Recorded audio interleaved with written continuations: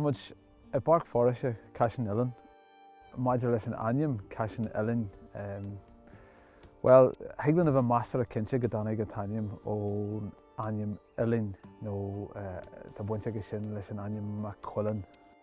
Tá tafadán grón taim ón bháid siar. Fiú bhain in san 17 tá tafadán gró bhaile Caisleán Uidhilín ar an áit seo. Chomh maile sin a bhí codhúr chugus cúitiú fan aim eile Caisleán Uidhilín mar go raibh McQuillan an seo agus siadm gur ghlac oifig an foist am maidir clí leis an aim a 9 agus a 5 ach de réir saon Léirithe agus tá an taide le deanta Caisleán Uidhilín an taim ceart.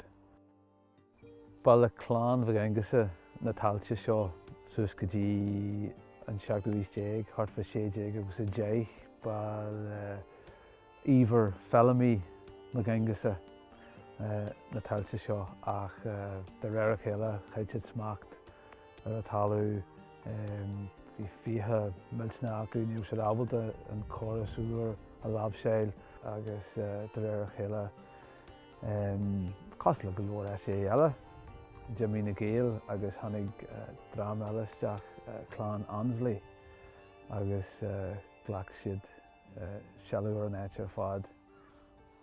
Mus get a taide in san Léirithe agus formuid amach go raibh aim eile ar an ceantar seo uachtar tíre.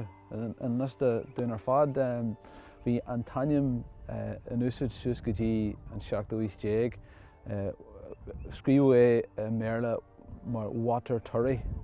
De réir na saon Léirithe in Ollscoil na Banrína uachtar tíre a bhíon agus sin an ceantar crocach thart fa Dúin an seo go dtíreach a lár chumdaí an Dúin.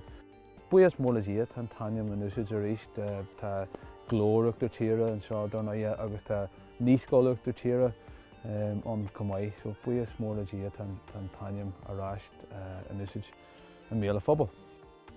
Agus tá seo lig ar lecan dára siúgad.